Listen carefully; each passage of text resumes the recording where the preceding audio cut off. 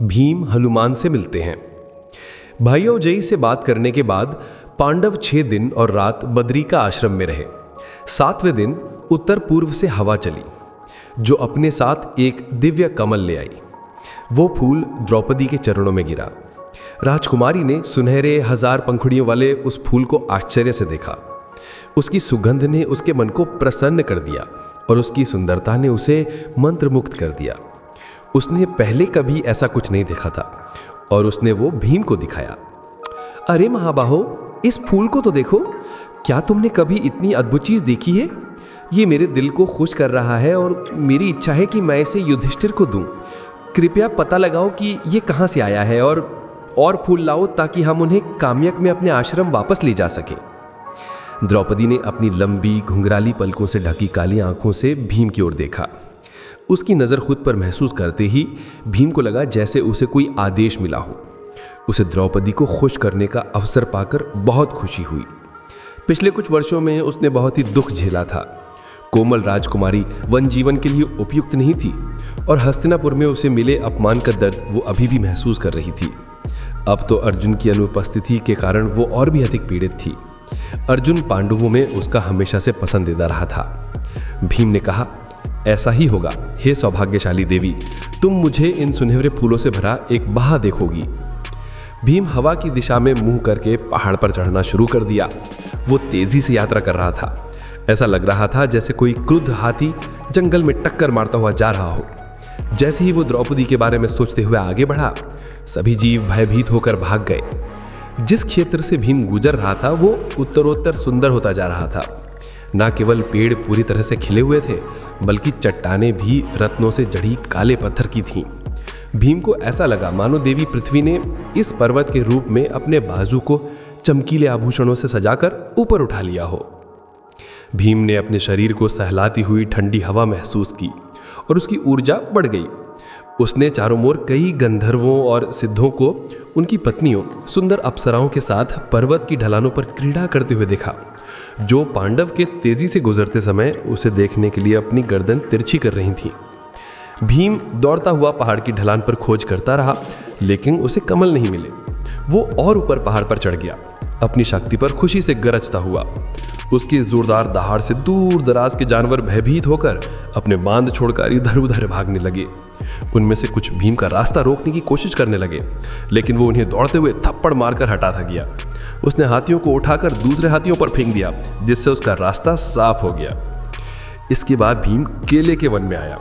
उसने बलपूर्वक प्रवेश किया और अपनी बाहों और जांघों से मारकर कुछ ऊंचे पेड़ों को तोड़ दिया। वो अभी भी चिल्ला रहा था और उसकी धाड़ अब जंगल के जानवरों की भयभीत चीखों के साथ मिल गई। उसने जो शोर मचाया वो कई मील दूर तक सुनाई दिया। अचानक भीम ने कुछ जलीय पक्षियों को हवा में उड़ते हुए देखा, जो शोर से डर गए थे। ये महसूस करते हुए कि पास में जरूर पानी होगा क्योंकि कमल पानी पर उगते हैं, वो पक्षियों की ओर बढ़ गया। जल्द ही उसने एक सुंदर झील देखी जो अनगिनत कमलों और कुमुदिनियों से सुशोभित थी। पांडव पानी में उतर गया और एक मत्त हाथी की तरह तैरने लगा। तरोताजा और उत्साहित होकर वो पानी से बाहर निकला और अपने शंख से एक भयानक आवाज निकाली। कमलों की जांच करते हुए उसे एहसास हुआ कि वो वैसे नहीं थे जैसे द्रौपदी चाहती थी। वो झील से ऊपर जाने वाले रास्ते पर चलकर फिर से पहाड़ पर चढ़ गया। ठीक अपने आगे उसने एक जोरदार आवाज सुनी।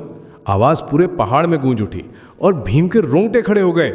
वो दौड़ कर गया कि देखी कि आवाज किस चीज ने की होगी, और उसने रास्ते में एक विशाल बंदर को जमीन पर लेटा हुआ पाया, जो अपनी लंबी पूंछ से जमीन को मार रहा था और धरती को कंपकपा रहा था। वो बंदर तेजस्वी था और जलते हुए तांबे की ढेर जैसा लग रहा था। उसके चौड़े कंधे और पतली कमर थी। उसका चेहरा पूर्णिमा के चंद्रमा की तरह चमक रहा था और उसके पतले होठों के पीछे भीम ने नुकीले मोती जैसे सफेद दांत देखे। भीम ने उसे एक पहाड़ी की तरह अपने रास्ते में बाधा डालते हुए देखा तो उस पर दहाड़ लगाई। हालांकि बंदर पर कोई असर नहीं पड़ा। उसने धीरे धीरे अपनी लाल आंखें खोली और आलस से भीम की ओर देखा। तुमने मुझे क्यों जगाया? मैं बीमार हूं और तुम्हारी दया का पात्र हूं। दरअसल एक मनुष्य के रूप में तुम्हें धर्म के नियमों को जानना चाहिए और सभी छोटे जीवों पर दया दिखानी चाहिए। हे वीर, ऐसा लगता है कि तुम सद्गुण नहीं जानते, क्योंकि तुम अपने रास्ते में जानवरों को बलपूर्वक नष्ट करते हुए यहाँ आए हो। तुम कौन हो? कहाँ जा रहे हो? क्या तुम नहीं जानते कि तुम आगे नहीं जा सकते?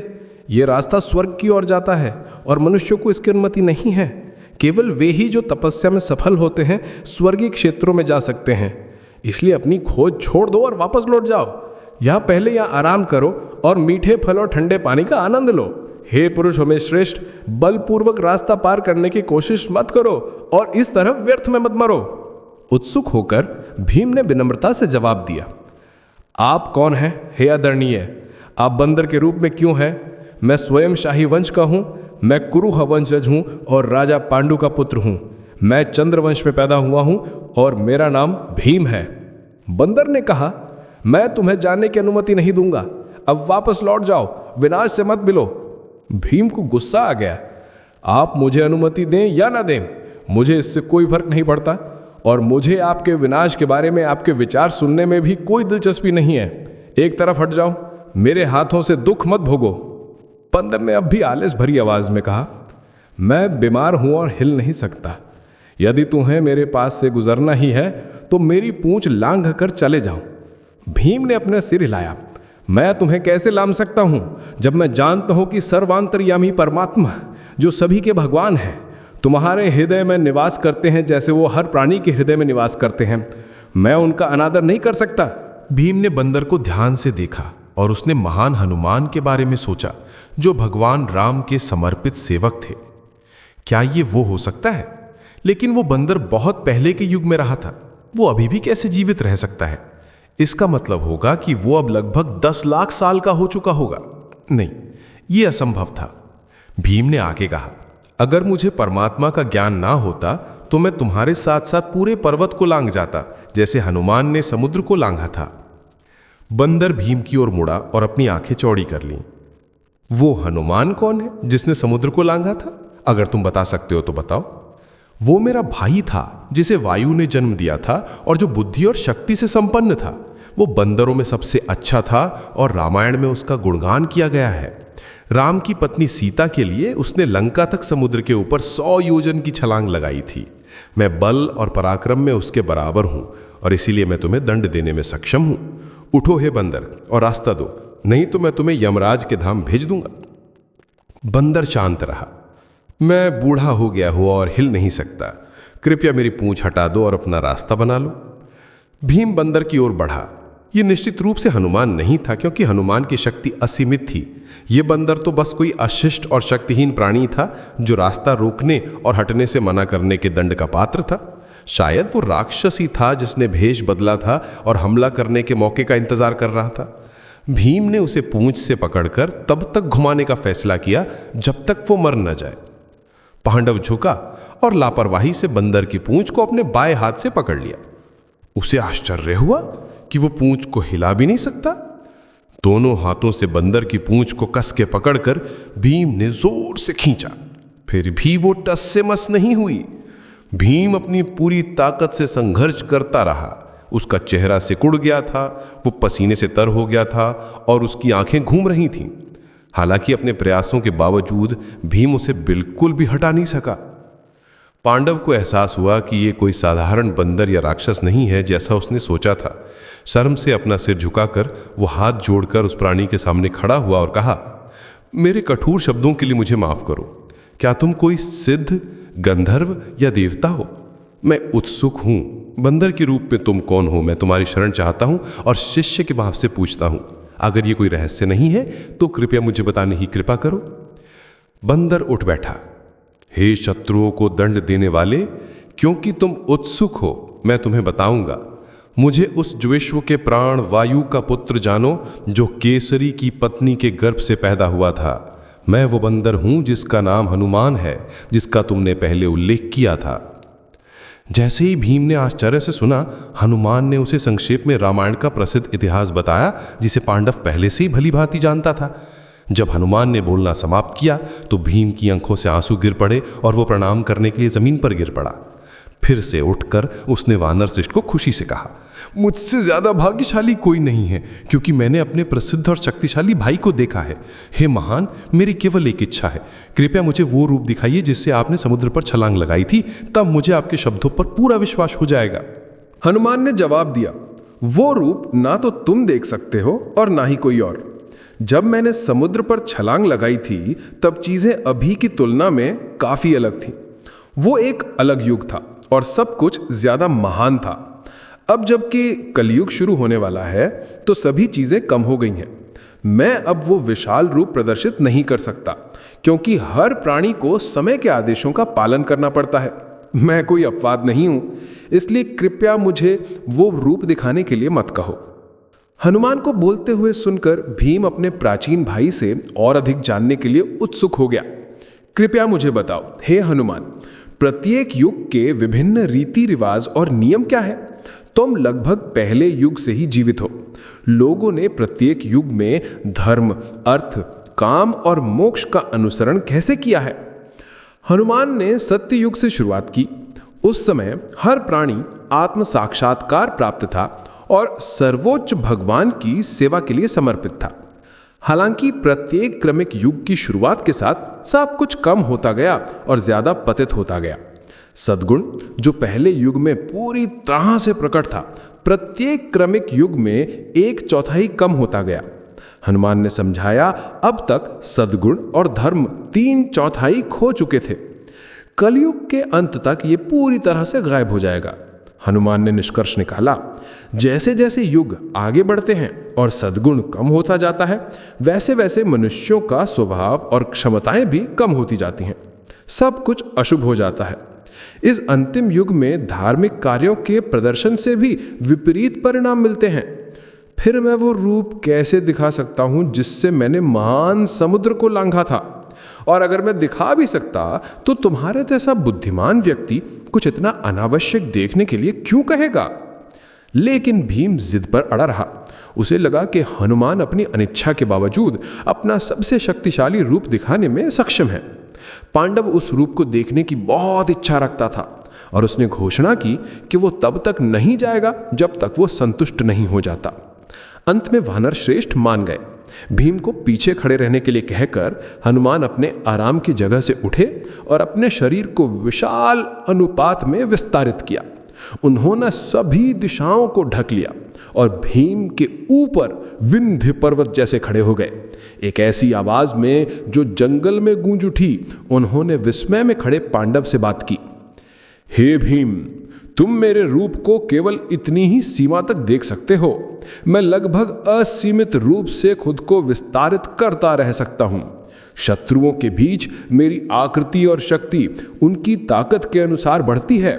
राम के समर्पित सेवक को कोई भी शत्रु कभी नहीं हरा सकता। भीम के रोंगटे खड़े हो गए। घुटनों के बल गिरकर उसने कहा, हे प्रभु, हे महाशक्तिशाली, मैंने आपके रूप को अपनी संतुष्टि के अनुसार देख लिया है। आप मैनक पर्वत के समान दिखते हैं। जब आप ऐसी शक्ति दिखाने में सक्षम हैं, तो राम को रावण से लड़ने के प्रयास क्यों करने पड़े? आपके साथ होने पर उन्हें उस राक्षस से युद्ध करने की क्या आवश्यकता थी? मुझे लगता है कि आप तुरंत और अकेले ही लंका को उसके सभी योद्धाओं और हाथियों और रथों के साथ कुचल सकते थे, लेकिन राम ने ऐसा क्यों नहीं कहा?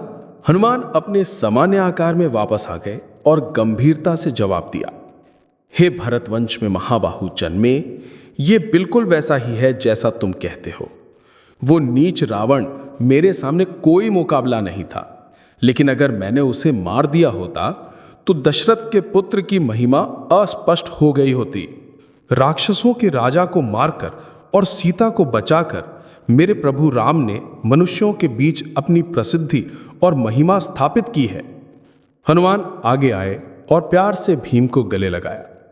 उन्होंने उसे राजधर्म यानी राजा के कर्तव्य के विज्ञान में संक्षेप में निर्देशित किया और फिर कहा, हे भीम, एक बार फिर एक मनुष्य के संपर्क में आकर मुझे अपने मन में मेरे प्रभु राम की उपस्थिति महसूस हुई है, जो विष्णु के अवतार हैं और जो सीता नामक कमल के लिए प्रज्वलित सूर्य और रावण नामक अंधकार के लिए हैं।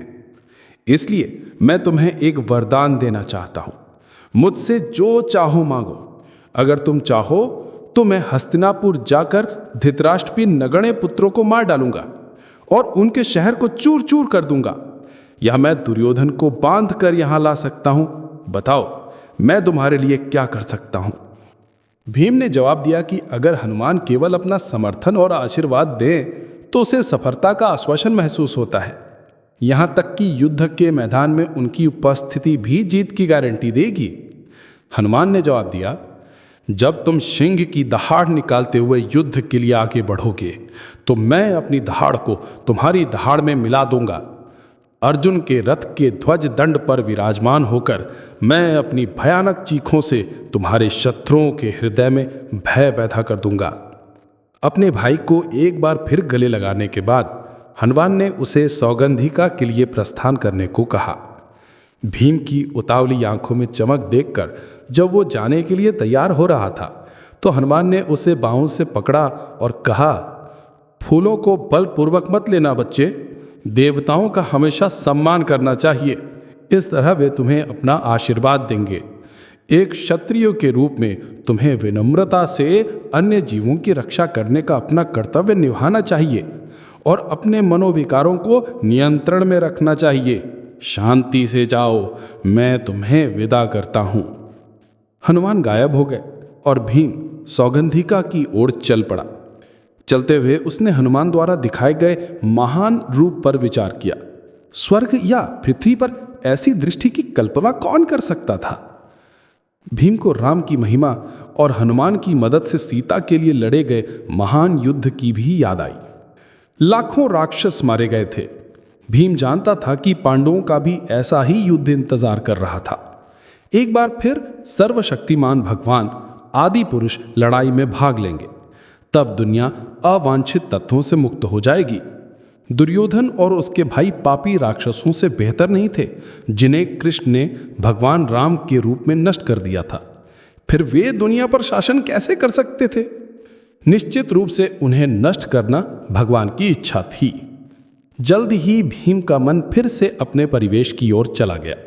वो फिर से तेजी से आगे बढ़ रहा था, लेकिन वनस्थलों, उपवनों, बागानों, झीलों और नदियों की सुंदरता उस पर से नहीं गुजरी। फिर भी ठंडी हवा खिलते हुए पेड़ों से उस मनमोहक सुगंध को ले रही थी। जंगली हाथियों के झुंड बादलों के समूह की तरह घूम रहे थे, जबकि भैंस, भालू, तेंदुए और हिरण यहाँ वहाँ घूम रहे थे। भीम आगे बढ़ता रहा। ठीक दोपहर के बाद वो अंततः सौगंधिका क्षेत्र में पहुंचा।